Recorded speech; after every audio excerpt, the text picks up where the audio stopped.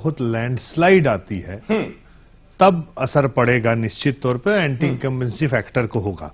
लेकिन आज भी अगर आप देखें कि भ्रष्टाचार एक बहुत बड़ा मुद्दा है, चाहे वो केंद्र सरकार की हो या चाहे राज्य सरकार में अगर कोई है, तो इस पूरे चुनाव में जो भी हमारे सीएनएक्स के लोगों ने, भवेश बैठे हुए हैं हमारे साथ, जो जिस हिसाब से दिख रहा है कि विकास और भ्रष्टाचार और नक्सल, ये तीनों मुद्दे बहुत अहम है छत्तीसगढ़ के लिए, और पब्लिक वोट इन्हीं तीनों मुद्दे पे करेगी।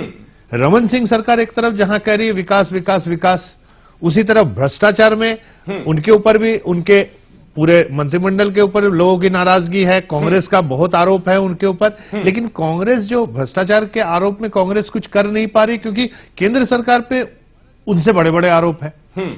और सबसे बड़ा मुद्दा इसके बाद, इन दोनों के बाद, नक्सल।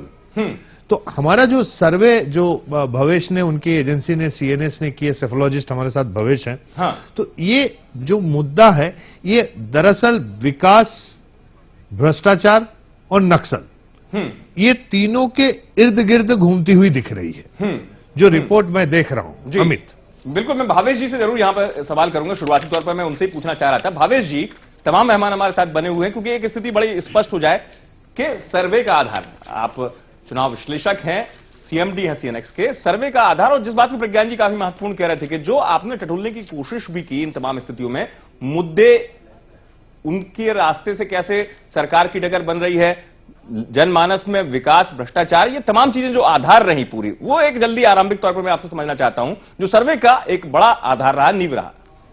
देखिए, सर्वे करने से पहले काफी कंट्रोवर्सी हुई कि ओपिनियन पोल को बैन किया जाए, किया जाए, इसको लेके। बिल्कुल, इसको लेके हमने बहुत सारे रिसर्च किए, और हमने इस सर्वे को करने से पहले इसके सोशल बैकग्राउंड को बहुत ज्यादा तरजीह दी।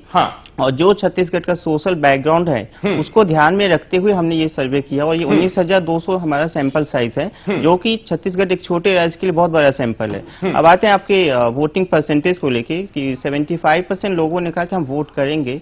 मैं गिरिजा शंकर जी की बातों से उतना ज्यादा सहमत नहीं लग रहा हूं, क्योंकि ये 25% लोग अभी अनडिसाइडेड है कि ये वोट करेंगे या नहीं करेंगे। मान लीजिए ये वोट करें, किसको करेंगे ये पता नहीं है।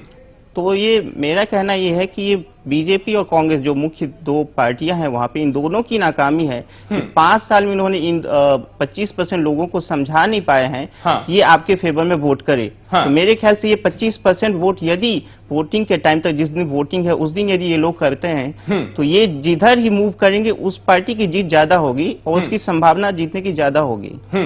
ये आपको लगता है? मैं जल्दी से अब इस पूरे मसले पर एक आरंभिक टिप्पणी ले लूं। राजीव रंजन श्रीवास्तव जी मेरे साथ दिल्ली स्टूडियो से हैं, वरिष्ठ पत्रकार। राजीव रंजन जी, चर्चा के शुरुआती दौर को आप सुन रहे होंगे। ओपिनियन पोल में जिस स्थिति को हमने शुरुआत किया है, मतदाता का पहले तो रुझान, उसके अलावा जो एक मोटे तौर पर मुद्दे सामने आए, विकास कार्य का, चाहे वो 20% का आंकड़ा आप भी देख रहे होंगे, और 33% महंगाई, ओवरऑल इसको पूरे किस परिदृश्य में आप देख पा रहे हैं शुरुआती तौर पर, जिस नब्ज को टटोलने की कोशिश की हमने? देखिए, दो बातें यहां आई हैं। एक तो ये है कि 75% लोग जो ये कहते हैं कि हाँ वो वोट डालने जाएंगे जी, तो आप ओवरऑल देखें तो लगातार पिछले वर्षों में ऐसा हुआ है कि एक जागरूकता, मतदाता जागरूकता जिस प्रकार चुनाव आयोग के द्वारा चलता रहा है, और उस अभियान के तहत मतदाता सचमुच जागरूक हुए हैं, लोग घर से बाहर निकलने लगे हैं।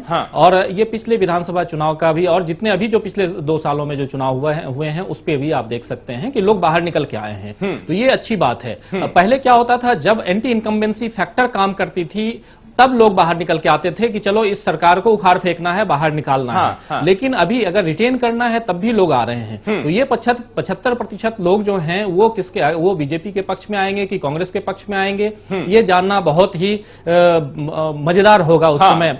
इसके बाद जो 8 तारीख को जब चुनाव की जब ये काउंटिंग होगी। दूसरा जो मसला है जिसमें आप विकास को लेकर आ रहे हैं, नक्सल मुद्दे को लेकर के आ रहे हैं, वो भी वो मजेदार इसलिए, भ्रष्टाचार है जी, इसलिए है क्योंकि छत्तीसगढ़ विकास के नाम पे जाना जा रहा है, क्योंकि लगातार 10 साल से जो सरकार वहां है, बीजेपी की सरकार, वो कह रही है कि छत्तीसगढ़ में विकास हुआ है। तो विकास एक अहम मुद्दा है, जिस मुद्दे पे लगातार पूरे देश में मोदी भी घूम रहे हैं उसी मुद्दे के साथ में। तो एक विकास है, दूसरा भ्रष्टाचार है। भ्रष्टाचार जो मुद्दा है वो मुद्दा आज देश का मुद्दा बना हुआ है। अलग अलग जगहों पे अलग अलग ढंग से इस मुद्दे को भुनाने की कोशिश कर रही है राजनीतिक पार्टियां। तो वैसी स्थिति